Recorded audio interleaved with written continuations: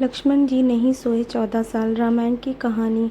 रामचंद्र जी को जब उनके पिता दशरथ राजपाट सौंपने वाले थे, तभी उनकी दूसरी पत्नी कैकई को उनकी दासी मंत्रा ने खूब भड़काया।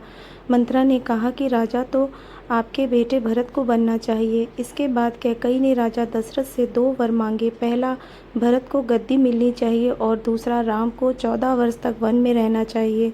राजा दशरथ को अपनी पत्नी के वर पूरे करने पड़े। जब रामचंद्र जी वनवास के लिए अयोध्या से निकले, तब लक्ष्मण जी ने भी उनके साथ जाने की इच्छा जाहिर की। लक्ष्मण के वन जाने की बात सुनकर उनकी पत्नी उर्मिला भी साथ जाने की जिद करने लगी। तब लक्ष्मण अपनी पत्नी को समझाते हुए कि वह अपने बड़े भाई और माँ समान भाभी सीता की सेवा करने के लिए जा रहे हैं। अगर तुम वनवास में साथ चलोगी तो मैं ठीक तरह से सेवा नहीं कर पाऊंगा। लक्ष्मण के सेवा भाव को देखकर उर्मिला साथ जाने की जिद छोड़ देती हैं और महल में ही रुक जाती हैं। वन में पहुंचकर लक्ष्मण भगवान राम और सीता के लिए एक कुटिया बनाते हैं।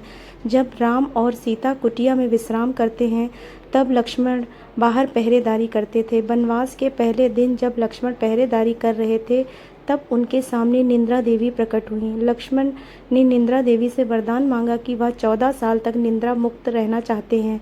निंद्रा देवी ने कहा कि तुम्हारे हिस्से की नींद किसी और को लेनी होगी। लक्ष्मण कहते हैं कि उनके हिस्से की नींद उनकी पत्नी को दे दें।